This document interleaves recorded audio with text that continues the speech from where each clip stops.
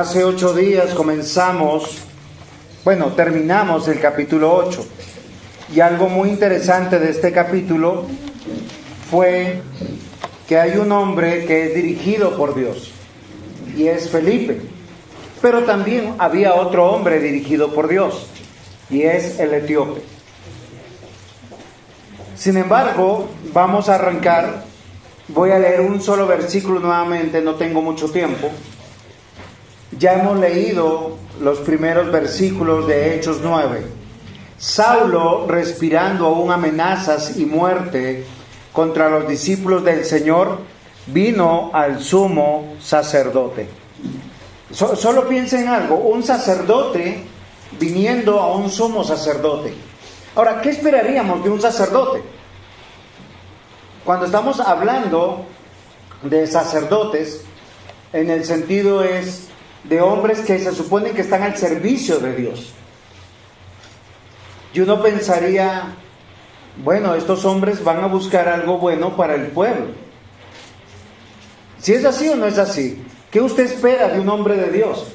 Un hombre que ha estudiado mucho la Biblia, que conoce la Biblia, que lee la Biblia, no es de aquellos que usa la Biblia para blasfemar o pisotear. Todo lo contrario, mis queridos hermanos. Algo que yo quiero que nosotros pensemos hoy es en algo muy importante. Solo hay 2 tipos de servicio. Uno, al reino de las tinieblas o al reino de Dios. Si usted fuera un mecánico, un buen mecánico, ¿qué haría con buenas herramientas? Trabajos extraordinarios, ¿sí o no? Y si usted es un mal mecánico, ¿qué haría con las excelentes herramientas? Mal trabajo. Ahora, yo quiero que ustedes piensen en algo. Todos nosotros, los que estamos aquí, somos herramientas en manos de alguien.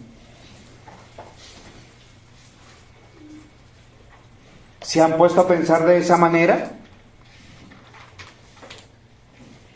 Porque yo quiero que usted piense en algo. Este es un momento muy idóneo para observar el propósito de nuestra vida. Ustedes se han dado cuenta que hay muchas cosas en que tomamos decisiones es porque el propósito de nuestra vida es equivocado.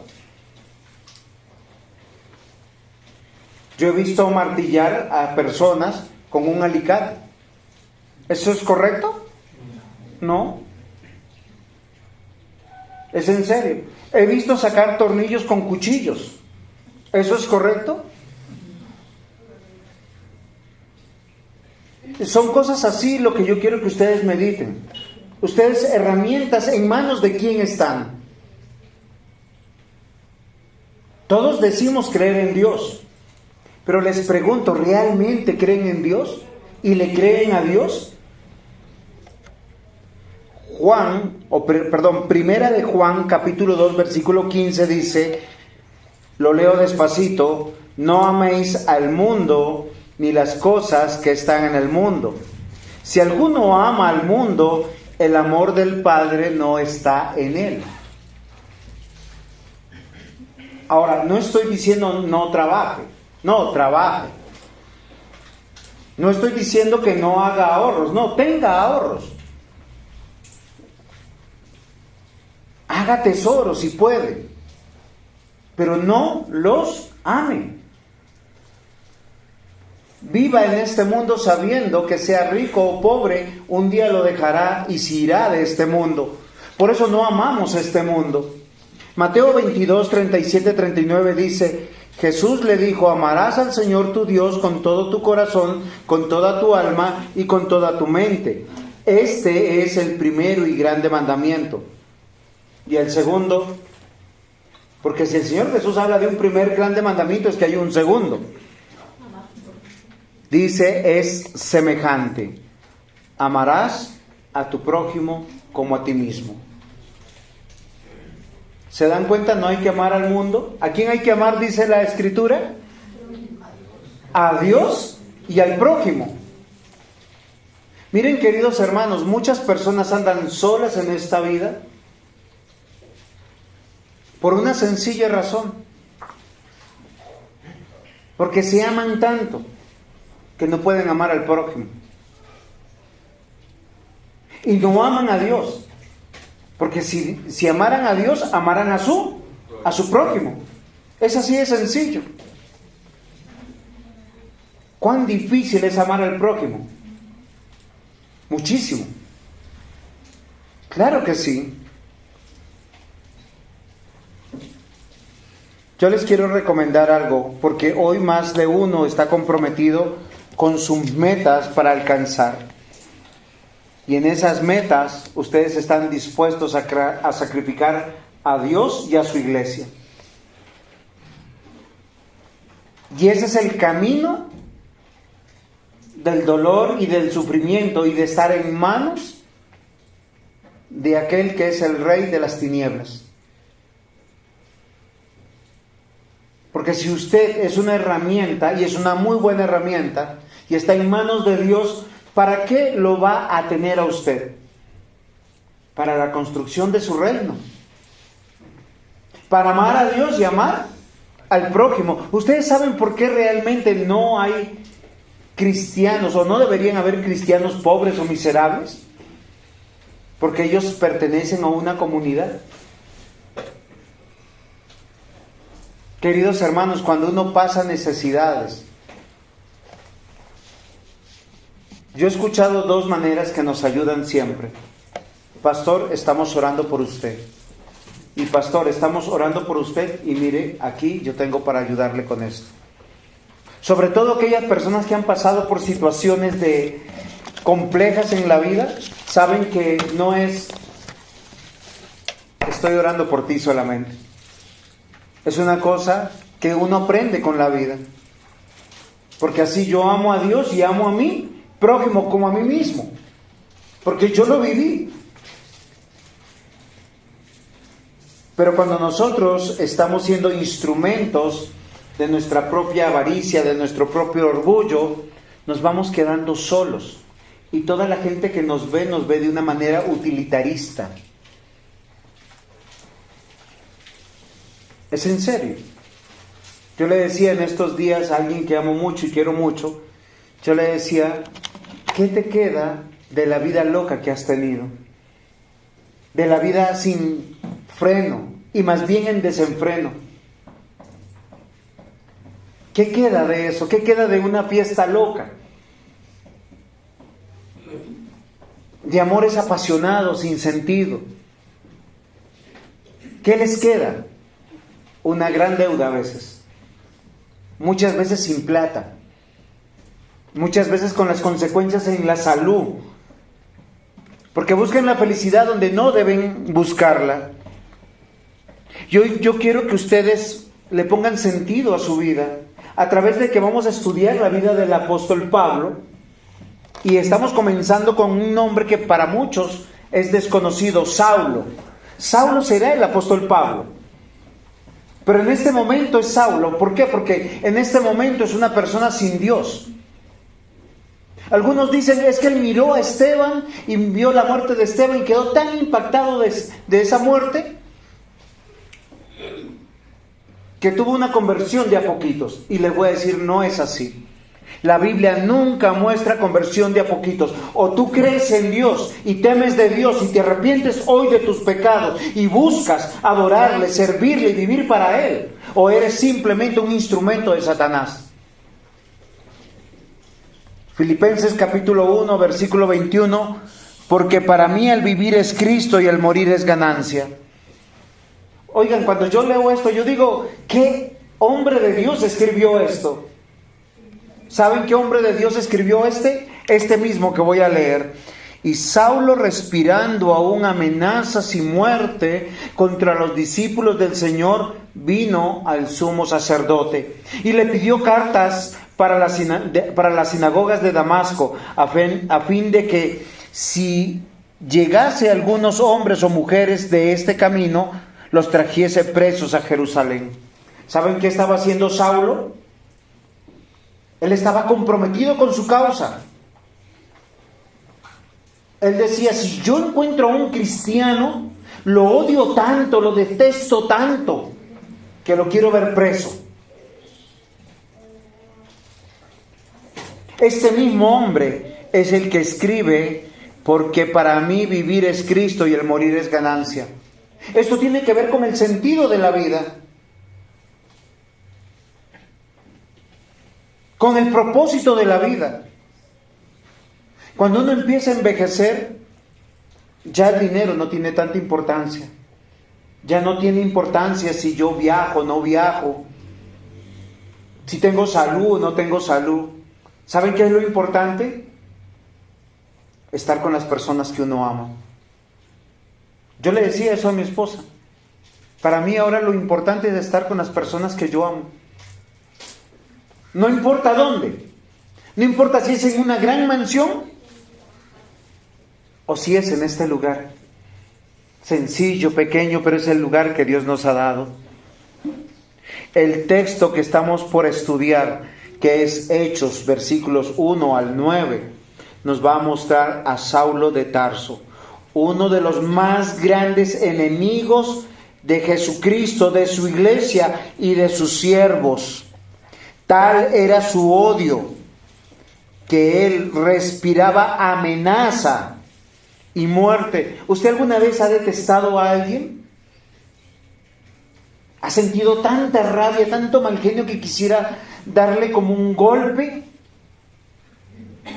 ¿O coger algo? No, a veces uno se llena de tanta rabia que uno le desea el mal a las personas. Ojalá se muera. El odio de Saulo era tan grande hacia el nombre del Señor Jesús que él tuvo una comprensión correcta de la teología. Si yo odio a Jesús, odiaré su iglesia.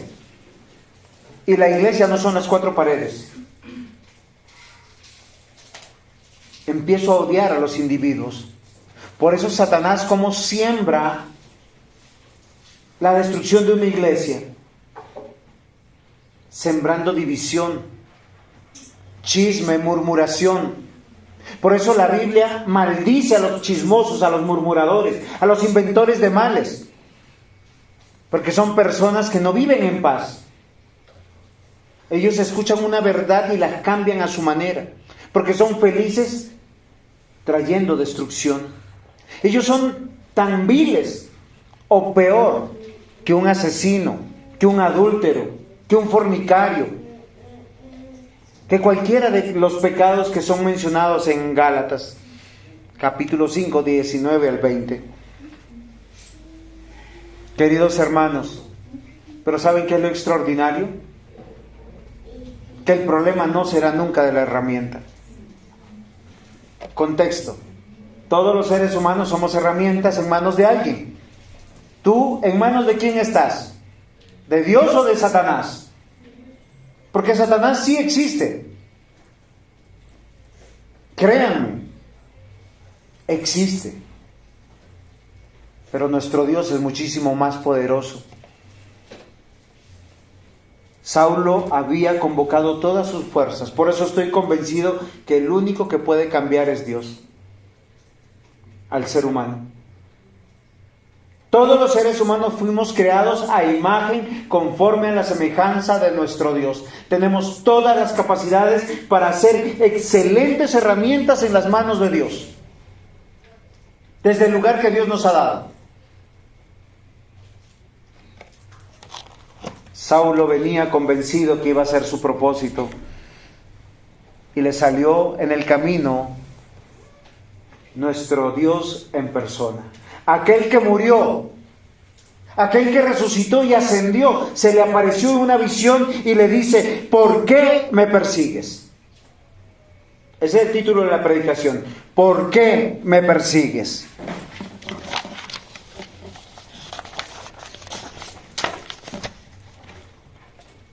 Y vamos a navegar en 3 ideas. Los 3 puntos van a ser 3 ideas de las personas que son perseguidoras, enemigas de Dios, pero a su vez como Dios en su infinita misericordia y poder, ¿qué hace? tomar esa misma herramienta que está haciendo para el mal, hacerla para el bien. Punto 1, por rebelde. ¿Por qué me persigues? Y Pablo posiblemente la razón le tendría que decir por rebelde. ¿Y qué es un rebelde? Es alguien que sabe que lo que está haciendo está mal. Cuéntenme, ¿ustedes pueden examinar su vida en estos días? ¿Pueden poner en la balanza lo que han hecho?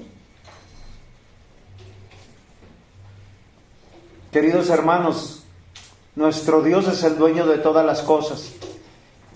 Y les voy a dar una noticia, que ustedes están equivocados en algo. Ustedes no son dueños de su vida. Lamentablemente hoy el ser humano es tan altivo que piensa que es dueño de su vida, hace como quiere, con quien quiere y como quiere. La Biblia dice que no. Primera de Crónicas 29:11, tuya es, oh Jehová, la magnificencia, el poder, la gloria, la victoria, el honor, porque todas las cosas que están en los cielos y en la tierra son tuyas. Tuyo, oh Jehová, es el reino, y tú eres excelso sobre todos. Cuando Dios te pide algo, no te está pidiendo permiso. Queridos hermanos, no es una metáfora. Su casa, que está escriturada a su nombre, es de Dios. Su vida, que en su partida de nacimiento tiene sus apellidos, es de Dios. Su familia, sus hijos, su esposa, son de Dios. ¿Hasta cuándo vamos a ser tan necios de no arrepentirnos y decir, Señor, tanto me has bendecido? Porque a veces estamos amargados por codiciosos, por ambiciosos, por orgullosos, por falta de contentamiento, porque no decimos, Señor, gracias por todo lo que tú me has dado. Nada es nuestro, todo es de Él. Hasta el aliento de la vida que tenemos, el aliento que tiene mi esposa, mis hijos, ¿es de quién? Es de Dios. Por eso Dios dice, preséntate tú y tu familia ante Dios para adorar. Tuya, oh Jehová, es la magnificencia, el poder, la gloria, la victoria, el honor, porque todas las cosas que están en los cielos y en la tierra son tuyas. Mateo 19:14, pero Jesús dijo, dejad a los niños venir a mí, y no se lo impidáis, porque de tales es el reino de los cielos. Porque alguno dirá, los niños no pueden ir al reino de los cielos. Es que son faltos de entendimiento. Míralos, andan distraídos. ¿Será? ¿Están mirando al vecino o el celular del vecino? ¿Sí estás mirando eso? No, ¿cierto? No tienes vecino. Juan 3:3 dice, respondió Jesús, y de cierto les digo, de cierto te digo, que el que no naciere de nuevo no puede ver el reino de Dios. ¿Saben qué es lo paradójico para Saulo de Tarso? Él se había leído toda la Biblia. Él había estudiado con Gamaliel. Era judío de nacimiento y griego también, tenía 2 pasaportes. Tenía todos los honores que buscaría un ser humano. Pero le faltaba una pequeña cosa. Cristo.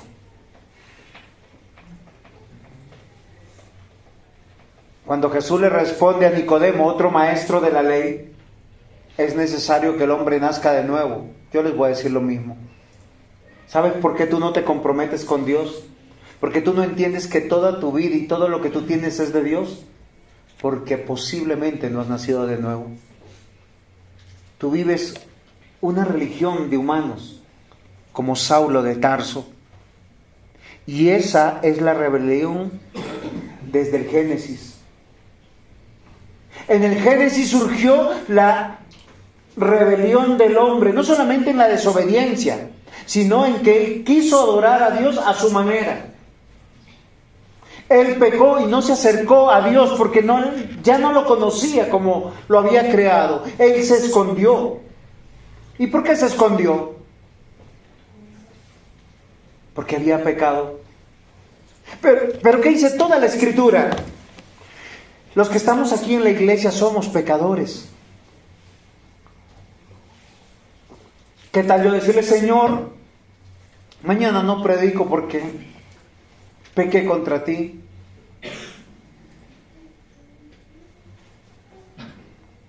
O llamando a Jairo, Jairo, ¿puedes predicar? Es que me enojé con mi hijo y no puedo predicar.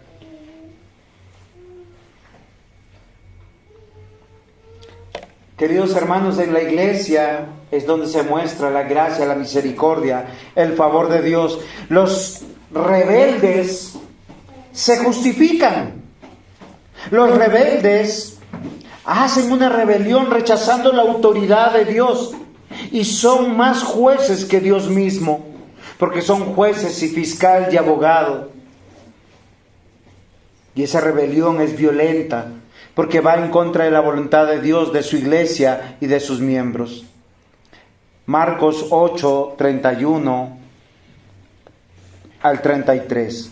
Y comenzó a enseñarles que era necesario que el Hijo del Hombre,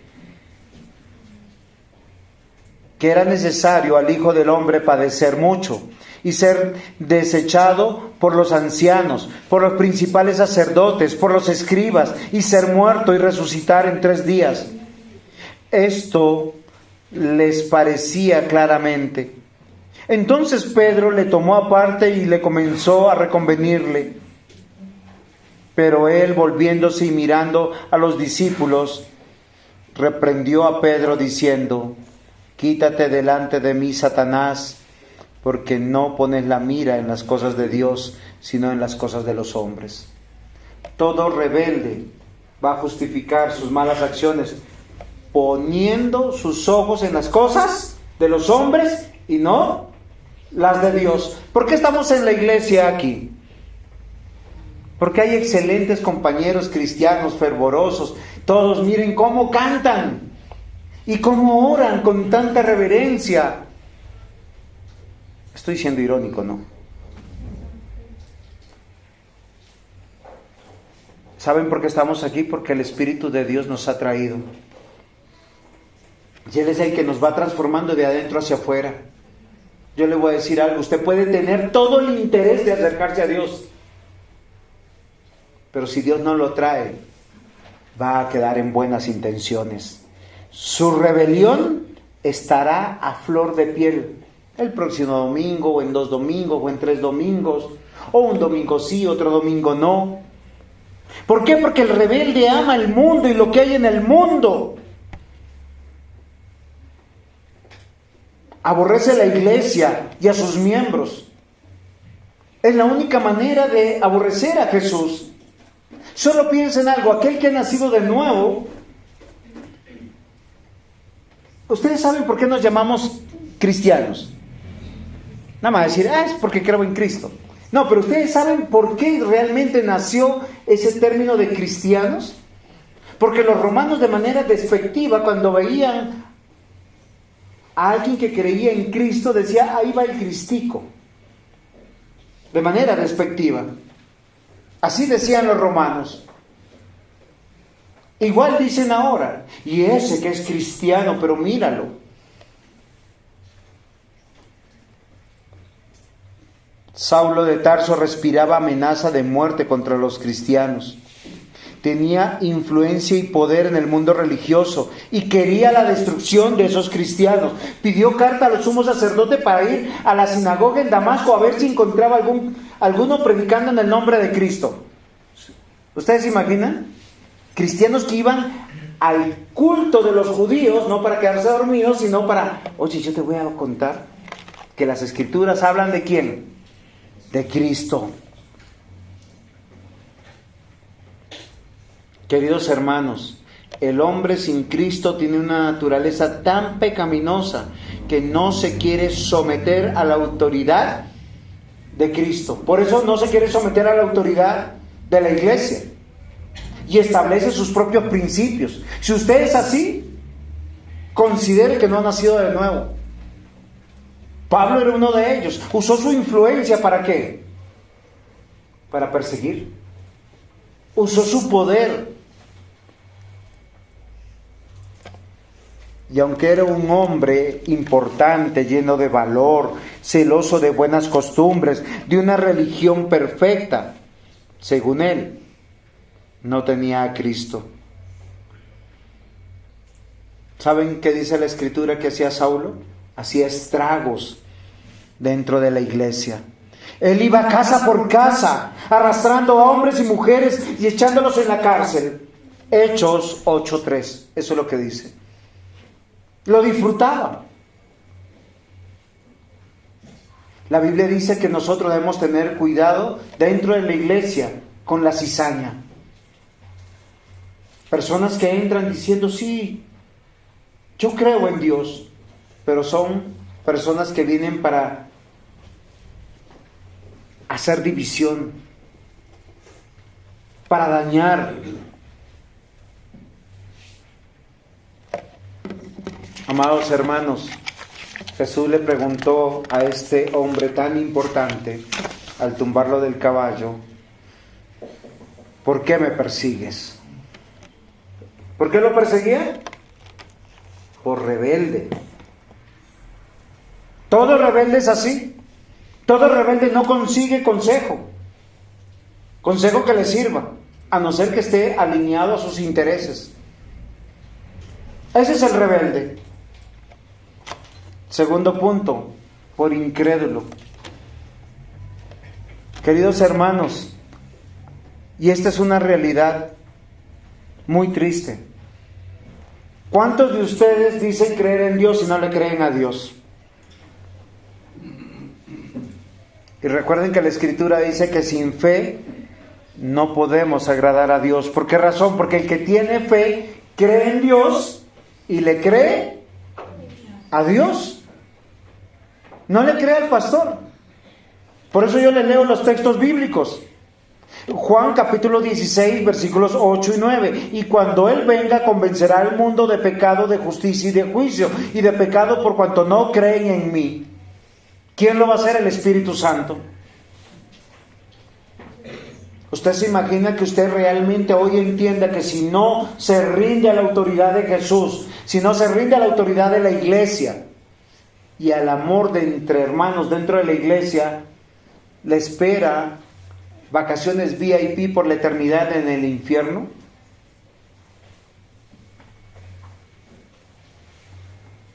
Lucas 24:25, entonces Él les dijo, oh insensatos y tardos de corazón para creer todo lo que los profetas han dicho. Miren, queridos hermanos, estoy a veces cansado, no cansado de cansado, sino cansado porque creo que a veces no me entienden. El temor no es para mis palabras ni para conmigo, es para un Dios que nos va a pedir cuentas. ¿Lo dijeron los profetas? Sí. ¿Hicieron caso? No. ¿Los destruyó? Sí. ¿Aprendimos nosotros? No. ¿O sí? Depende. Si tú eres crédulo, vas a creerle a Dios. Vas a decir, Señor, voy a dejar de construir una vida sin Dios. Y miren lo interesante. Cuando usted construye una vida que no es suya, sino es de Dios, sea que tenga mucho o tenga poco, estará agradecido con Dios. Ese es el papel de un mayordomo. ¿Saben cuando uno aprende eso? Cuando uno es padre y los hijos crecen y se van de la casa. Es el único momento en que uno dice, Señor, ahora ya entendí. Porque cuando son chiquiticos uno se desvive por ellos, muere por ellos. Uno sale del trabajo, abre la puerta y está esperando que ese pedacito de gente llegue, le abra los brazos, lo besa, lo abraza, lo apapucha. Uno está cansado, molido, con hambre, pero no importa nada. Pero oh sorpresa, tienen 20 o 30 años, ya se casaron y a veces ni una llamada.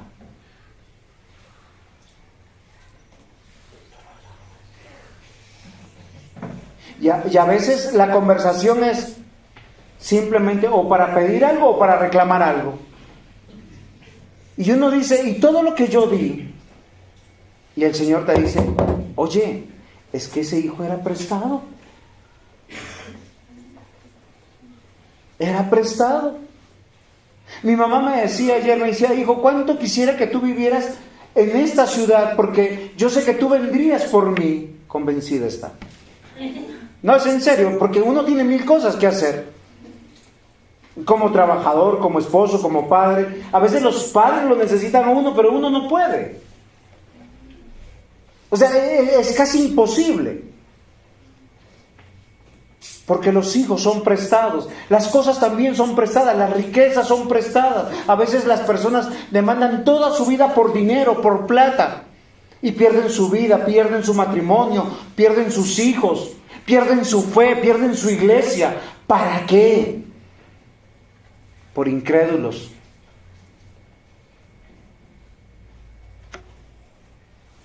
Y el Señor nos llama a ser crédulos. Mateo 17, 14 al 17. Cuando llegaron al gentío, vino a él un hombre que se arrodilló delante de él, diciendo: Señor, ten misericordia de mi hijo, que es lunático y padece muchísimo, porque muchas veces cae en el fuego y muchas en el agua. Y lo he traído a tus discípulos, pero no le han podido sanar. Respondiendo Jesús dijo: Oh generación incrédula y perversa, ¿hasta cuándo he de estar con vosotros? ¿Hasta cuándo os he de soportar? Traédmelo acá. Toda persona rebelde se opone a la autoridad de Dios, y es oponerse también a la autoridad de la iglesia. Yo les comento, acá hay varios hermanos de varios años en esta iglesia. ¿Cuándo se les ha aconsejado para el beneficio pastoral o el beneficio personal? ¿Alguien podrá levantarse y decir: pastor, es que usted estaba buscando su beneficio? ¿No fueron aconsejados para que su vida les fuera bien? ¿Para que puedan agradar a Dios?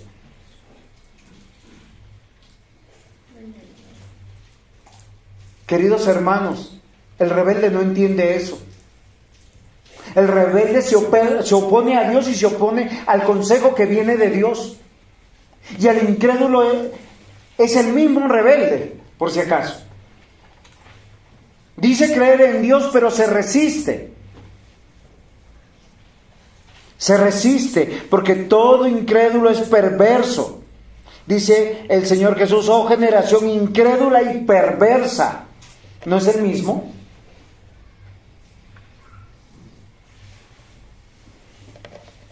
¿Hasta cuándo he de estar con vosotros? Dice el Señor Jesús. Porque el rebelde y el incrédulo no se somete a nadie. No se someterá a sus padres, no se someterá a un pastor, no se somete a una iglesia, no se somete a Dios. Él es libre e independiente. Hace su voluntad soberana. Y la incredulidad es la realidad de todos aquellos que dicen creer en Dios, pero no le creen a Dios. Y Saulo era de esa manera. Oye, ¿dónde en la Biblia dice que tenía que ir por los cristianos o por los de otra religión? No hay un solo texto, ni en el Pentateuco, ni en la propia ley de Dios, que diga que uno tenía que ir a perseguirlos y encarcelarlos. Mucho menos matarlos. Y ellos los mataban levantando falsos testimonios en contra de él. ¿Se acuerdan de Esteban cómo fue asesinado? Y Saulo decía: mátenlo, mátenlo. ¿Se acuerdan que lo leímos? Y el capítulo 9 dice que él estaba así, tan celoso de su vida, de su comprensión, porque era un rebelde y un incrédulo. Que Jesús mismo denota la incredulidad de Saulo. Pese a todo su conocimiento, a todo su poder, a todo su prestigio, le dice: ¿por qué me persigues? Saulo, Saulo, ¿por qué me persigues? ¿Acaso tú no has entendido, Saulo, que lo que tú haces en contra de la iglesia, lo haces en contra de Dios, de Jesús? ¿Por qué creen que Ananías y Zafira fueron muertos? Por su promesa fraudulenta, mentirosa. ¿A quién estaba haciendo daño? Es que el apóstol le dijo, todo estaba en tu propiedad, ¿para qué lo prometiste? Porque iba en perjuicio de una iglesia y de la extensión del reino de Dios.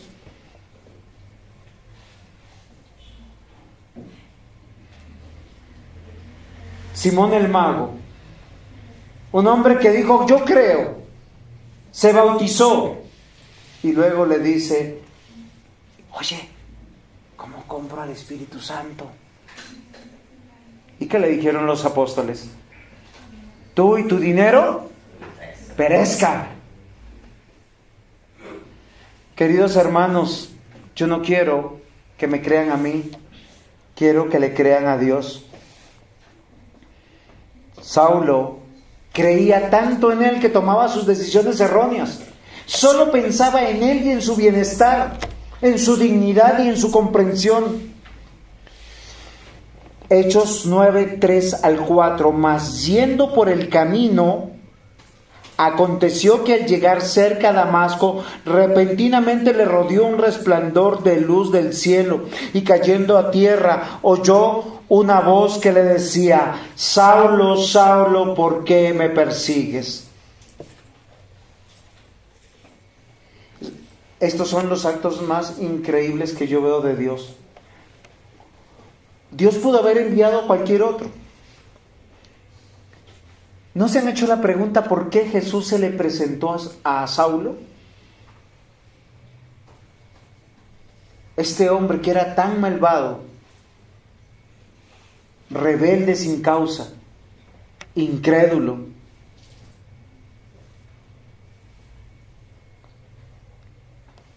corrupto. ¿Saben por qué? Porque es malvado, porque él disfrutaba arrastrar, dice, a hombres y mujeres por la calle y los llevaba delante de todos a la cárcel. Eso denota mucha crueldad, mucha maldad en el corazón, mucha cizaña. Así hay muchos dentro de la iglesia. Hablan de los demás arrastrando su nombre. Tienen dedos escarnecedores señalando en vez de amando.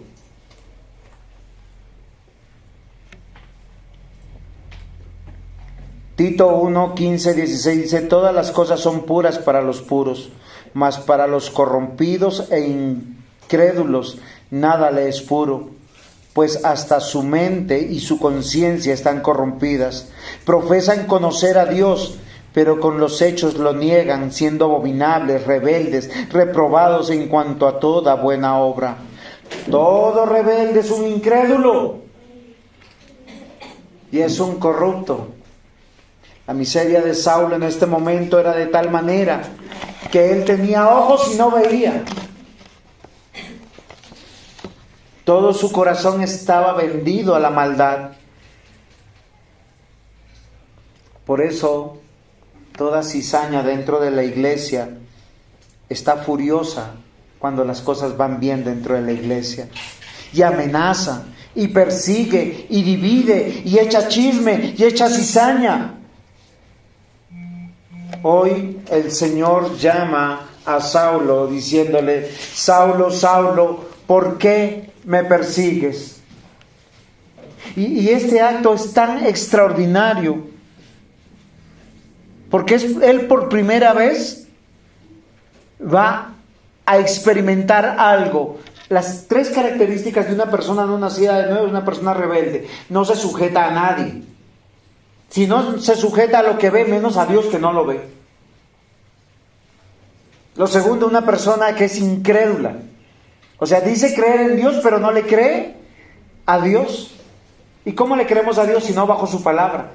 Y la tercera característica es que es independiente, por independiente. Saulo había hecho su propia empresa, su propio propósito de vida, y atacaba a la iglesia.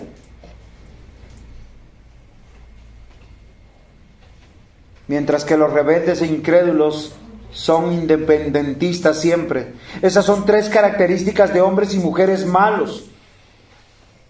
que no les importa. Sí, el tercer punto, y por ser independientes. Es que el creyente es dependiente. Yo no puedo hacer planes sin considerar. ¿Ustedes se imaginan que yo le diga, mi amor, Raquelita, lo que pasa es que me salió una buena oportunidad en México, nos vemos al otro año? ¿Ustedes qué dicen?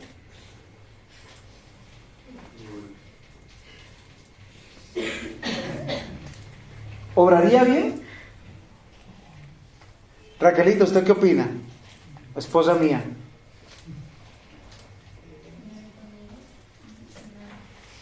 No, es en serio, es que nosotros a veces vemos que los demás no lo pueden hacer, pero yo sí lo puedo hacer, porque me parece justo. Miren, Jeremías 11, versículos 7 al 8, porque solamente protesté a vuestros padres el día que les hice subir de la tierra de Egipto, amonestándoles desde temprano y sin cesar hasta el día de hoy, diciendo, oíd mi voz, pero no oyeron, ni inclinaron su oído. Antes se fueron cada uno tras la imaginación de su malvado corazón. Por tanto, traeré sobre ellos todas las palabras de este pacto, el cual mandaré que cumpliesen y no lo cumplieron. Miren en Jeremías es un profeta. Miren que él se cansa y llega un momento que él se deprime. Él llora y dice, Señor, yo no voy a hablar más en tu nombre. No quiero saber nada de ti, no quiero saber nada de ese pueblo. Es en serio, léanse Jeremías. Él entra en una desesperación y una contradicción, porque él les hablaba con el corazón en la mano, y el pueblo, ¿sabe qué le decía? Tu voz no oiremos, y haremos todo lo que a nosotros nos parece, porque así lo hicieron nuestros padres, y adoraremos a la Reina del Cielo. Todo, más bien cuando hemos dejado de adorar a la Reina del Cielo, ya no tenemos buenas cosechas, ya no nos va bien, entonces vamos a volver a la idolatría. ¿Cuánto de ustedes le ha funcionado eso? No, pastor, es que eso de estar yendo todos los domingos a la iglesia, eso es fanatismo. Pero es lo que Dios dice. Ay de mí como pastor si no se los digo. Ay de mí como pastor si no les digo, sean reverentes. Vengan a adorar. No vengan a visitar, no vengan a saludarse. Vengan a adorar al Señor. Es que no somos independientes. El independiente no escucha a Dios, no inclina su oído a Dios. Todo lo contrario, inclina todo a su malvado corazón, a su codicia, a su ambición. ¿Cómo decide? ¿Decide bajo los principios de Dios? ¿Cómo decidimos nosotros? Justificamos todo y vemos buena oportunidad donde no lo hay. Dios no bendice donde Dios prohíbe. El independiente no escucha, solo escucha sus argumentos y está enceguecido. ¿Saben lo hermoso de todo esto? Es que Dios coge a este hombre rebelde, incrédulo e independiente y lo transforma, porque al rebelde lo vuelve sumiso. ¿Quién es una persona sumisa? Una persona dócil. Una persona que dice, miren, yo tuve que aprender eso, porque yo era muy rebelde en mi vida. Era de esos hombres que me la hacen, me la pagan, y no me la vuelven a hacer, y no me dejo. Y me cogía puños a más de uno. Pero queridos hermanos, ahora el Señor ha hecho algo totalmente diferente. Ahora sé que tengo que dar cuentas, tengo que agachar la cabeza, tengo que dejarme. Porque no soy un rebelde. Soy una persona que se sujeta. Que debo sujetarme, que debo dar cuentas.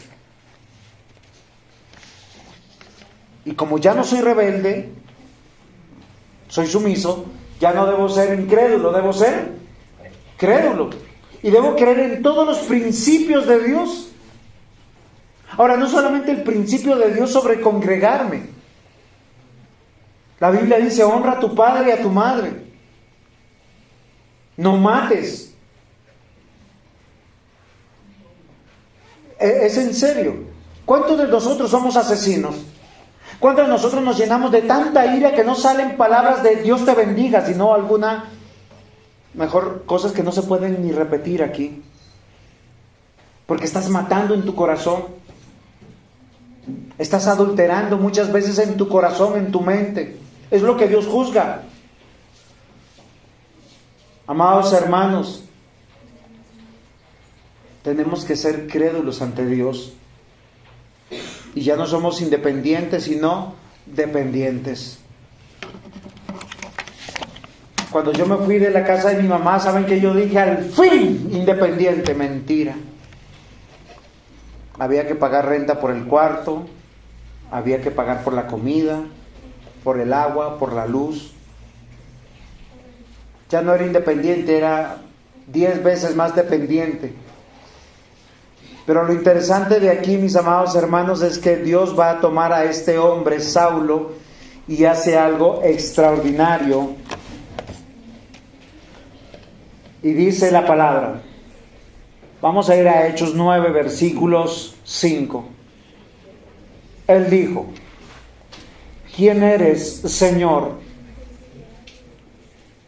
Y le dijo, yo soy Jesús, a quien tú persigues. Dura cosa te es dar coces contra el aguijón. ¿Saben a qué figura está? Miren, en estos tiempos, cuando los bueyes uno necesitaba arrearlos, ellos llevaban un palito con una punta en la parte de delante. El buey se desviaba del camino, no, ¡pah!, le daba. ¿Sí? Vamos a prohibirle a Yojita que entre al baño en prédica. Se demora mucho. Yo soy Jesús a quien tú persigues. Dura cosa te es dar coces contra el aguijón.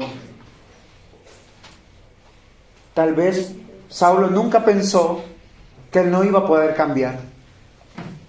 ¿Quién le quitó la rebeldía? Dios. Y yo le dije el otro día a mi hija, uno cuando sale a la vida así joven, uno está lleno de energía, de inteligencia, de muchas cosas. Pero la vida misma le enseña que el que está en control es Dios. Y que muchas de nuestras decisiones que tomamos a veces, con buenas intenciones, pero equivocadas, son necesarias para entender que Dios está en control. Así de sencillo.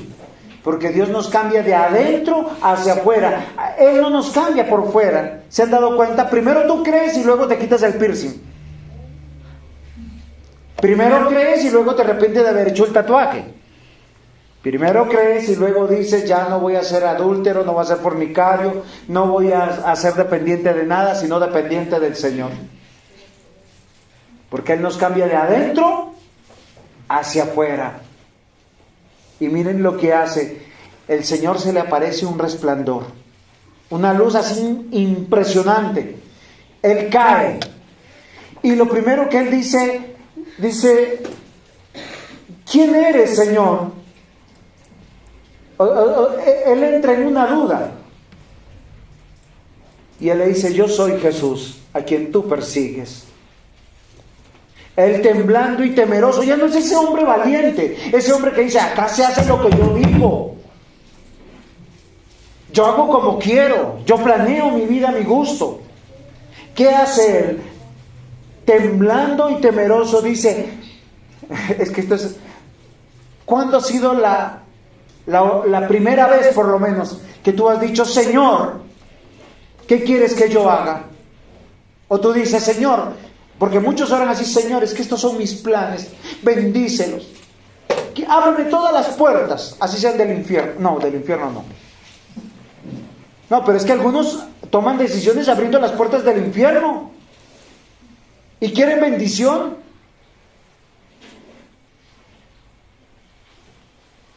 Pablo hace algo extraordinario. Este hombre Saulo de Tarso, que iba bajo su autoridad, que había hecho una empresa para perseguir la iglesia, a los siervos de Dios, que los arrastraba por la calle, que les obligaba a blasfemar, dice el nombre de Jesús. Jesús se le aparece y le dice: ¿por qué me persigues? Y esa transformación entra así de adentro. Cuando tú tienes un corazón nuevo, una mente nueva, tú dices: ¡qué bestia era yo! Porque hay que ser muy bestia para ir en contra de Dios.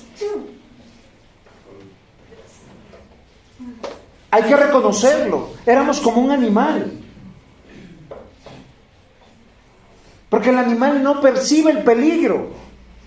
El ser humano tiene toda la capacidad, el intelecto para entender y comprender que si va en contra de Dios, nada va a funcionar. Si usted es simplemente un hipócrita que vino aquí a no sé qué, usted necesita que el Señor lo cambie de acá adentro hacia afuera. Y Pablo, temblando y temeroso, dice: Señor, ¿qué quieres que yo haga? Tal vez eso es lo que hoy tú tendrías que preguntar antes de hacer planes en tu vida. Antes de planear cualquier cosa, ¿qué quieres que yo haga? Pero ¿saben por qué no hacemos esa pregunta? Porque tenemos el temor a la respuesta. ¿Usted se imagina a un adúltero diciendo: Señor, ¿qué quieres que yo haga? No, si usted ya sabe la respuesta. Ya ladrón. Ya el mentiroso. Algún mentiroso: Señor, ¿qué quiere que yo haga? Pues di la verdad.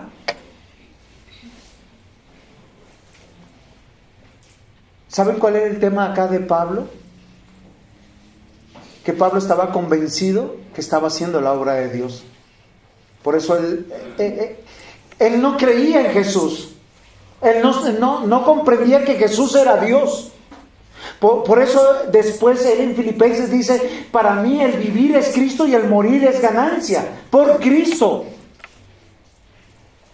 Pero la gran mayoría de los seres humanos hoy en día viven por ellos y mueren por ellos. Y no les importa Cristo, ni su iglesia, ni lo que se haga.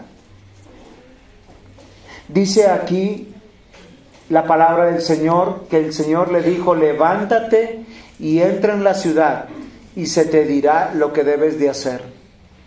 ¿Usted se imagina a ese hombre todopoderoso, perseguidor de la iglesia, que le digan: oye muchacho, ahora vas a devolverte a la ciudad, vas a buscar a esos cristianos y les vas a preguntar a esos cristianos qué tienes que hacer? ¿Usted qué haría si sabe que el asesino de la cuadra lo está buscando? No, ¿qué haría? Huir, porque usted no es un asesino. Pero usted se imagina que ese mismo asesino venga y le diga: ayúdame, escóndeme. Eso es lo que le estaba pasando a Pablo. Su rebelión, su incredulidad y su independencia es aplastada. Y muchos de nosotros tendremos que aprender de esa manera, porque a veces nuestros ídolos son nuestro trabajo, nuestro dinero, nuestra salud, nuestra familia. El Señor le dice a Saulo: levántate y entra a la ciudad y se te dirá lo que debes de hacer. Y los hombres que iban con Saulo se pararon atónitos, y oyendo a la verdad la voz, mas sin ver a nadie. Miren lo interesante. El único que vio a Jesús es el que se humilló, el que le creyó y el que le va a obedecer. Usted tal vez hoy tiene que aprender y decir: antes de mi proyecto de vida que voy a hacer, Señor, ¿qué quieres que yo haga? Y posiblemente hoy tienes que parar con lo que estás por emprender a hacer y cambiar. Entonces Saulo se levantó de la tierra y abriendo los ojos no veía a nadie. Así que llevándole por la mano se metieron a Damasco, donde estuvo 3 días sin ver y no comió ni bebió. Queridos hermanos, aquel que es nacido de nuevo, ipso facto. ¿Qué es ipso facto? Ya, hoy, ahora, renuncia a la rebeldía. ¿Qué es la rebeldía? No me dejo, yo hago mi vida como yo quiero. necesitamos ser aconsejados. Recapacita de su incredulidad y se da cuenta de su necesidad de no estar solo.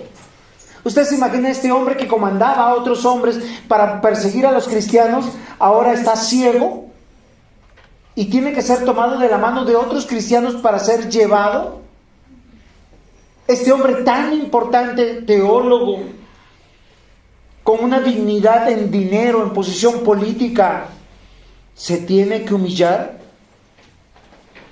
Es este mismo hombre que escribió en 2 Corintios 12:10, por lo cual por amor a Cristo me gozo en las debilidades, en afrentas, en necesidades, en persecuciones, en angustias, por cuanto soy débil, entonces soy fuerte.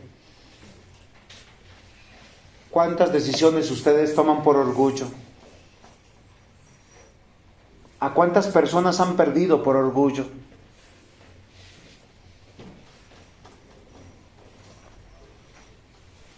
¿Qué quieres que yo haga?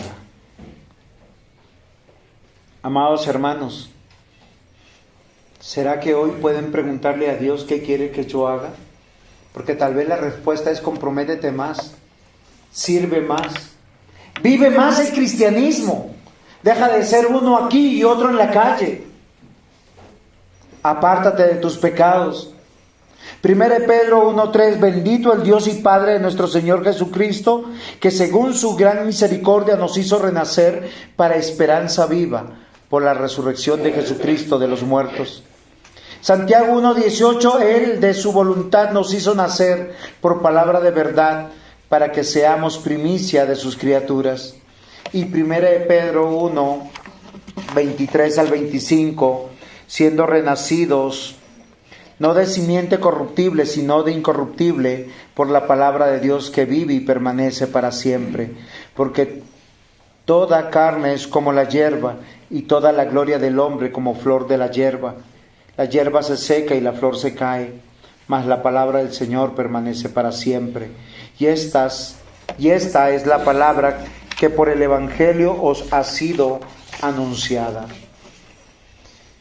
Si usted hoy puede reflexionar frente a esa palabra que el Señor nos ha dado: ¿por qué me persigues? Porque muchas veces hemos perseguido a Dios.